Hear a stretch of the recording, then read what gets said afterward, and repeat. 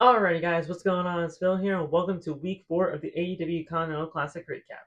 Let's get right into it. This past week's AEW Dynamite started off with some Blue League action as Shelton Benjamin took on the Beast Mortos. Shelton Benjamin needed to pick up a victory in order to stay alive within the league as Beast Mortos was going to try to play spoiler. Shelton Benjamin was able to pick up the victory, earning himself 3 more points within the field. Then we had Gold League action as Darby Allin took on Will Ospreay, and whoever was going to pick up a victory in this matchup was going to create some chaos within the Gold League. Darby Allin was able to pick up the victory, earning himself 3 more points within the field, creating a 4-way tie at first place with 6 points. On AEW Rampage, we saw Big Bad Brody King take on Komander in a chance to make a 5-way tie at 6 points within the Gold League, and that ultimately did end up being the case, as Brody King was able to pick up the victory over Komander on Rampage. Gold League action continued on this past episode of AEW Collision, where we saw Will Ospreay take on Ricochet in what was an exciting matchup.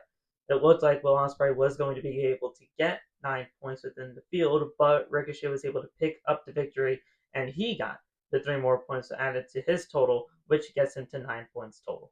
Then we saw some Blue League action on AEW Collision as Shelton Benjamin took on TNT champion Daniel Garcia. Shelton Benjamin looked like he was going to pick up the victory, but Daniel Garcia was able to pick up an upset victory over Shelton Benjamin, earning himself 3 more points within the field, and now we are at 7 points. Then we saw some Blue League action on AEW Collision as the Beast Mortos was trying to play spoiler for Mark Briscoe.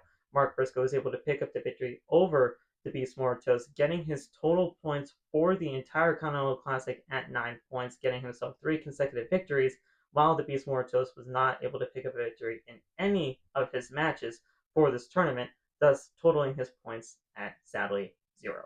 And finally, in the Gold League, we saw Claudio Castagnoli take on Darby Allin, and Darby Allin looked like he was actually going to be able to pick up the victory, but Claudio Castagnoli was able to use some brass knuckles behind the referee's back to earn himself 3 more points within the field, and that was the end of this week's action for the AEW Continental Classic.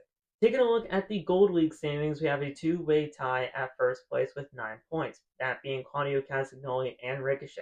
Darby Allin, Will Ospreay, and Brody King all stand in the Gold League at 6 points, while Komander stands at 0 points. Then we have the Blue League, where we have a 2-way tie at first place with Kyle Fletcher and Mark Briscoe. A 2-way tie at second place as well between TNT champion Daniel Garcia and the current AEW Continental champion in Kazuchika Okada.